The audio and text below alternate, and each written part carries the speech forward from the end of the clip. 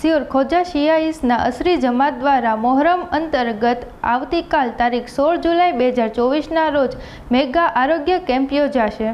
સિહોર ખોજા શિયાઈસના અસરી જમાત દ્વારા જાણીતી હોસ્પિટલ ખાતે ખ્યાતનામ ડોક્ટરો દ્વારા વિનામૂલ્યે આરોગ્ય કેમ્પ યોજાશે, જેમાં કરબલાના મહાન શહીદ ઇમામ હુસૈન કે જેણે માનવતાના કાજે સમાજમાંથી બુરાઈઓને દૂર કરવા માનવહિતમાં પોતાના સાથીઓ સહિત આજથી 1400 વર્ષ પહેલા પોતાના પ્રાણ ન્યોછાવર કર્યા હતા, તેઓની યાદમાં આ મોહરમ મનાવવામાં આવે છે, જેમને સંદેશો અને ઉમદા આચરણને અનુસરીને વિવિધ સેવાકીય કાર્યો જેવા કે મેડિકલ કેમ્પ, ઠંડા પાણીના બોટલનું વિતરણ, વિવિધ નાસ્તા બિસ્કિટનું વિતરણ કરી સિહોર ખોજા શિયાઈસના અશરી જમાત દ્વારા તેમની યાદને હર વર્ષે તાજી કરવામાં આવે છે, તેમજ સદભાવના થકી ઇમામ હુસૈનના મૂલ્યો ખાલી ધર્મને જ નહીં પણ સમગ્ર માનવ સમાજમાં વ્યાપેલ અન્યાય તેમજ અત્યાચાર તેમજ હર એક બુરાઈઓથી પોતે તેમજ બીજાને દૂર રહેવાનું આહવાન કરે છે, તેમજ આ મેડિકલ કેમ્પ અને અન્ય સેવાકીય પ્રવૃત્તિઓ થકી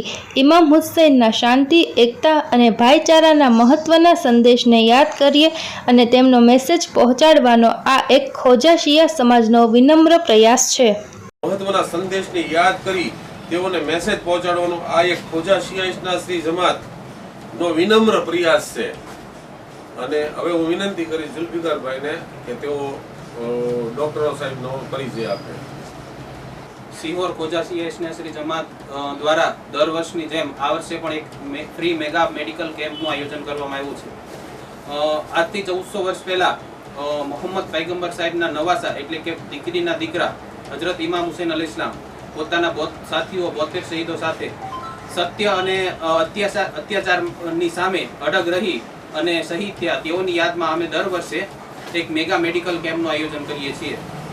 મોહરમ શું છે, કરબલા શું છે, ઇમામ હુસૈન કોણ છે, આપણે 2 મિનિટમાં સંક્ષિપ્તમાં સમજવાનો પ્રયત્ન કરીએ। મોહમ્મદ પૈગંબર સાહેબની દુનિયામાંથી વિદાય બાદ યઝીદ નામનો એક અત્યાચારી રાજા હુકુમત પર આવે છે અને ચારે બાજુ અરાજકતા અને અત્યાચાર ફેલાવે છે, બધાને સામ દામ દંડ ભેદ કરી અને બધાને પોતાના વશમાં કરી લે છે। ફક્ત એનો વિરોધ કરે છે તો ફક્ત ઇમામ હુસૈન અલૈહિસ્સલામ અને એને માનવા વાળા। યઝીદ વિચારતો હતો કે ઇમામ હુસૈન અલૈહિસ્સલામ જો પોતાના વશમાં થઈ જાય અને પોતાનું અનુસરણ કરે તો આખી દુનિયા પર મારો કાબુ થઈ જાય, પણ ઇમામ હુસૈને કીધું કે મારા જેવો તારા જેવા ની ક્યારેય પણ અનુસરણ કરી શકે નહીં, ન્યાય છે એ અન્યાયને અનુસરણ કરી શકે નહીં। અને ઇમામ હુસૈન અલૈહિસ્સલામે પોતાના 72 સાથીઓ સાથે શહાદત પામ્યા, તેઓની યાદમાં આ એક મેગા મેડિકલ કેમ્પનું આયોજન કરેલ છે।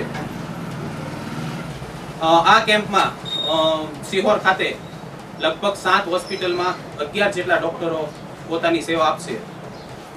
આ હોસ્પિટલોમાં કષ્ટભંજન હોસ્પિટલ, ચાંદની ક્લિનિક, અમર ક્લિનિક, અલ શિફા ક્લિનિક, સાઈનાથ ક્લિનિક વગેરે જેવી ક્લિનિકોમાં આખો દિવસભર 16/7/2024 મંગળવારે મેગા મેડિકલ કેમ્પનું આયોજન કરેલ છે।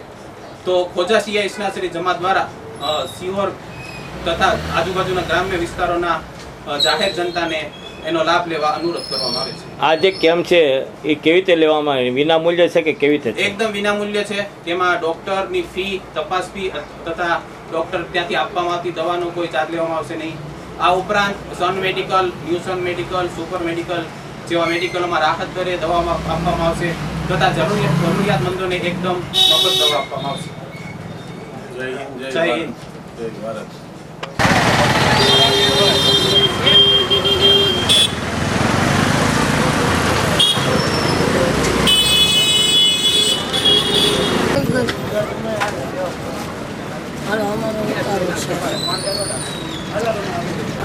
આ મોહરમ એ ઇસ્લામિક કેલેન્ડરનો પહેલો મહિનો છે। શિયા સમુદાય અને હુસૈની લોકો તેને ઉજવણી કરતા નથી પણ ઇમામ હુસૈનની યાદમાં ગમગીન રહે છે। આશુરા શું છે?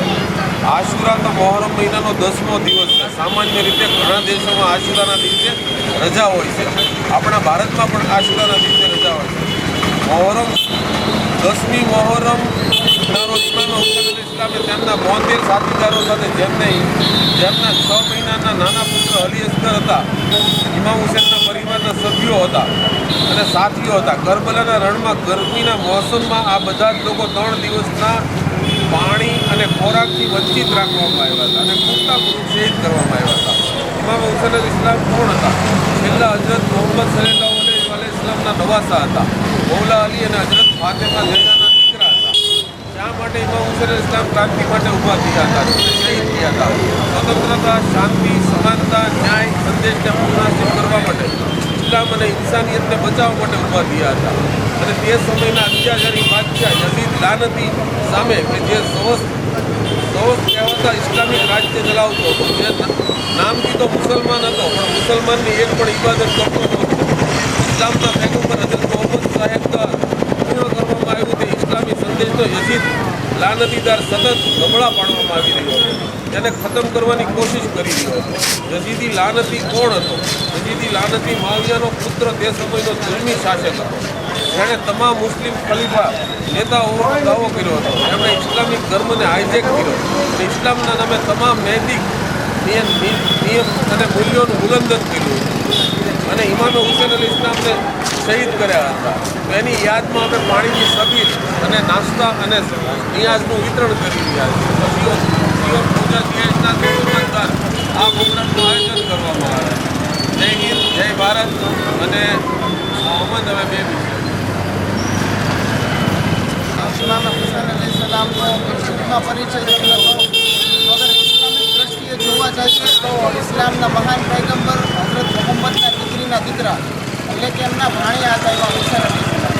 હવે એની માણસાઈ રીતે પરિચય કરવા આપું તો જેના માટે આપણા દેશની આઝાદીમાં મહત્ત્વનો ફાળો આપનાર મહાત્મા ગાંધીએ કીધું કે જો મારી પાસે ઇમામે હુસૈન જેવા 72 સિપાહી હોત તો ભારતને 24 કલાકમાં આઝાદી અપાવી દે. મહાત્મા ગાંધીના આ સ્ટેટમેન્ટથી આપણે ઇમામે હુસૈનની શખ્સિયતને સમજી શકીએ. બીજી એક વાત કરું તો ઇમામે હુસૈન અલૈહિસ્સલામ યઝીદની સામે એટલે કે એક અત્યાચારી બાદશાહની સામે નીકળ્યા હતા, પણ ઇમામે પોતાના મેસેજમાં કીધું કે હું લોકોની સુધારણા કરવા માટે નીકળ્યો છું.